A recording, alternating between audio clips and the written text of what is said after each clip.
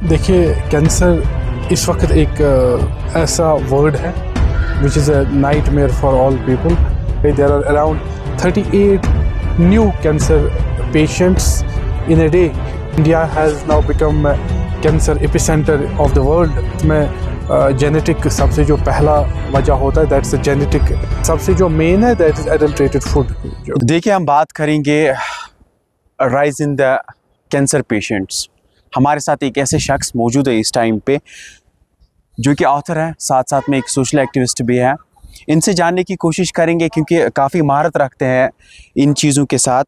बात करेंगे, अगर हम देखेंगे कि there are number of rises cases in the cancer patients दिन भर हमें देखने को मिल रहे हैं. तो क्या लगता है आपको, क्या वजूहात हैं? देखिए, कैंसर इस वक्त एक ऐसा वर्ड है which is a nightmare for all people.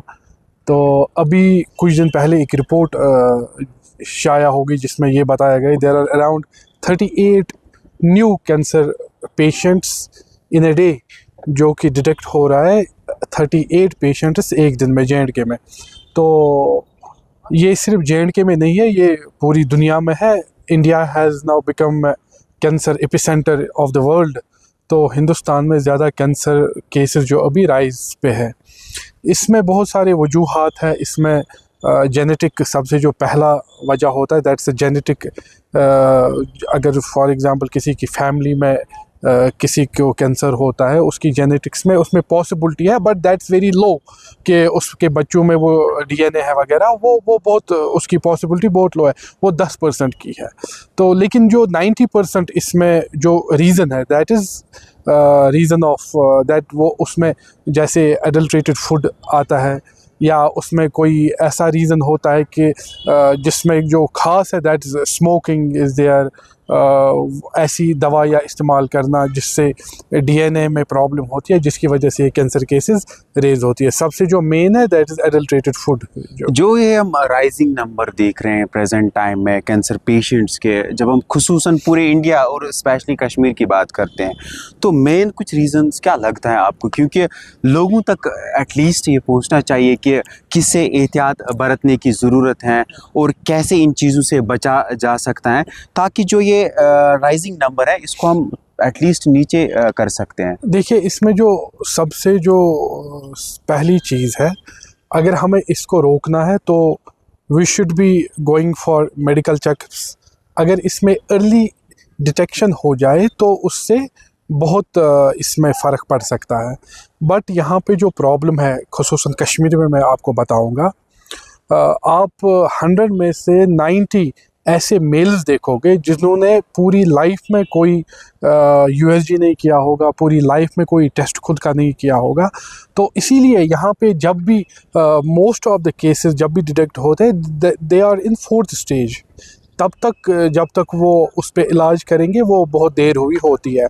तो वर्ल्ड एक दुनिया का एक कानून है, वो पूरी वर्ल्ड में हर एक कंट्री में चलता है कि हर 6 महीने के बाद एक अच्छे खासे इंसान को भी, चाहे वो जवान हो चाहे बुज़ुर्ग हो, एक अच्छे खासे जवान को भी 6 महीनों में एक बार अपना मेडिकल चेकअप कराना चाहिए, जिसमें फुल बॉडी प्रोफाइल होगा, जिसमें अल्ट्रासोनोग्राफी होगा. अल्ट्रासोनोग्राफी बड़ा ही सिंपल टेस्ट है. इसमें एटलीस्ट बॉडी के 80% जो पार्ट्स है वो एग्जामिन होता है. अगर खुदा न खासा किसी में कोई ऐसी चीज़ बन रही है अंदर से कम वो अर्ली स्टेज पे वो डिटेक्ट होगा, जिसकी वजह से कैंसर केसेस की जो डेथ रेशियो है वो कम हो सकता है. दूसरी इसमें जो प्रॉब्लम है दैट इज़ स्मोकिंग.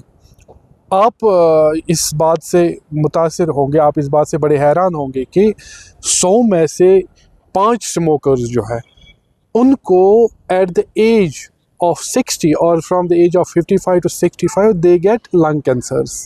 ये होना ही होना है. Out of 100, 5 smokers get this cancer at the age of 60. So ये चीज़ें हैं. इन चीज़ों को सिगरेट स्मोकिंग को कम करके, क्योंकि सिगरेट स्मोकिंग डायरेक्ट हमारे डीएनए पे असर करता है, और early examination, early medical checks, इसकी वजह से हम बहुत इस चीज़ को रोक सकते हैं. इरफान साहब, 2 चीज़ों पे आना चाहेंगे इसी के साथ. एक तो स्मोकिंग रेशो जो आपने बात की, क्योंकि मुझे लगता है कि मोस्ट ऑफ द केसेस अगर हम बात करें यहाँ पे सब स्मोकर्स बन चुके हैं मेरे हिसाब से। दूसरी चीज़ है अडल्ट्रेटेड फूड जो भी पाया जाता है मार्केट्स में, क्योंकि हाल ही फिलहाल में आपने देखा होगा कि बड़ी रेट्स को इंडक्ट किया गया है। तो इन दो को कैसे रिलेट करेंगे और क्या कुछ करना चाहिए? देखिए, ये दोनों चीज़ें जो सिगरेट है that directly related to cancer, क्योंकि सिगरेट डायरेक्टली हमारे डीएनए के साथ प्रॉब्लम करता है जिससे कैंसर होता है। एडल्ट्रेटेड फूड भी एक रीज़न है जिसकी वजह से ये जो रेज हो रहा है कैंसर केसेस इनमें भी हो रहा है। अगर आप जानते होंगे कि कश्मीर में सबसे ज़्यादा अडल्ट्रेटेड फूड यूज़ किया जाता है। people are consuming so much of this packaging food, so much of canned food जो कि डायरेक्टली रिलेटेड टू कैंसर है। इसमें क्या सबसे बड़ी प्रॉब्लम है, हम पहले ज़माने में हर एक घर में एक किचन गार्डन हुआ करता था जहाँ पे ऑर्गेनिक सब्जियाँ पकाई जाती थी, कश्मीरी चावल यहाँ पे होता था। अब एक और कंसर्न है, यहाँ पे कश्मीर में हमारे पास जो चावल आता है that comes from mostly Punjab, but आप ये बात पता नहीं जानते होंगे कि नहीं, उस चावल पे भी बहुत सारे फर्टिलाइज़र्स यूज़ किए होते हैं।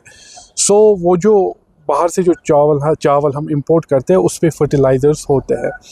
तो जो कश्मीरी जो चावल है that is for safer, for better than that outside rice. So हमें प्रेफरेंस देनी है जो हमारा कश्मीरी चावल है कम से कम ये खाए, क्योंकि इस पे कोई फर्टिलाइज़र यूज़ नहीं होता है।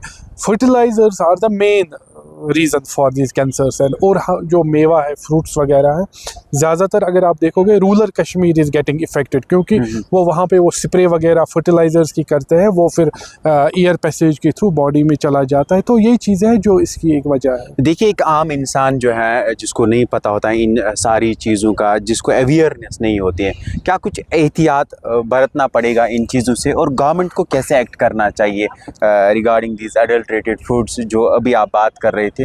तो जो ये नंबर ऑफ राइजिंग केसेस है इसको हम नीचे ला सकते हैं। देखिए, मैंने एक इनिशिएटिव यहाँ पे एक स्टार्ट किया था।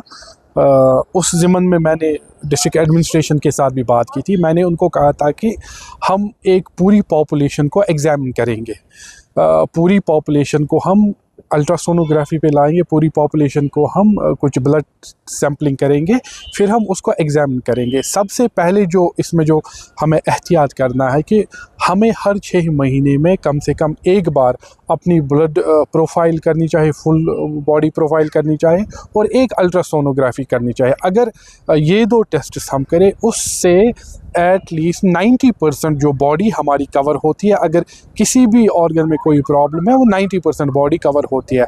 उसके बाद यूएसजी में लंग्स बचता है, हार्ट बचता है और ब्रेन बचता है, वो 10% है, बट एट लीस्ट 90% जो ऑर्गन्स है वो एग्जामिन से होते हैं। ये सबसे पहली बात। जो अफराद इन टेस्ट को अफोर्ड नहीं कर पाते, हाउस होल्ड अफोर्ड नहीं कर पाते, जो बीपीएल वाले हैं वो जीएमसी में जाके वहाँ पे कंसेशन पे इन टेस्ट को करते हैं, और they can perform it on a very meagre amount, some 100-200 rupees. तो वहाँ के जो सुप्रिटेंडेंट साहब है उन्होंने भी कहा है कि अगर कोई कराना चाहता है सो बीपीएल राशन कार्ड उनके पास है, हम उनको बहुत कम पैसों में ये कर सकते हैं। दूसरी बात है कि हमें अपने घरों से प्लास्टिक को निकालना चाहिए। प्लास्टिक भी एक रीज़न है जिसकी वजह से ये कैंसर केसेस बढ़ते हैं। और हमें प्रोसेस्ड फूड को कम करना चाहिए। अगर हम बाज़ार से कुछ लाते हैं, अगर लाना मजबूरी भी है, बड़ी कम क्वांटिटी में लाना है, और ज़्यादा कोशिश करनी है कि घर में हम ऑर्गेनिक फूड तैयार करके खुद बनाएं। किचन गार्डन्स हम बना सकते हैं, ज़रूरी नहीं है कि आप बाहर से ही चीज़ें लाओ, क्योंकि उनमें फर्टिलाइज़र्स होते हैं। घर में अगर आपके पास छोटी सी भी ज़मीन का टुकड़ा, आप उसमें किचन गार्डन बना सकते हैं। अच्छा, पहले ज़माने में यहाँ पे घर में मुर्गियाँ होती थी, देवर प्रोड्यूसिंग एग्स, वो हम खाते थे। ऑर्गेनिक एग्स के भी का भी आपने सुना होगा हाल ही कुछ ही दिनों में, उनमें कुछ एलिमेंट्स है, फ्यूरोजोल्डिन उसमें यूज़ होता है। फ्यूरोजोल्डिन एक रीज़न है कैंसर का।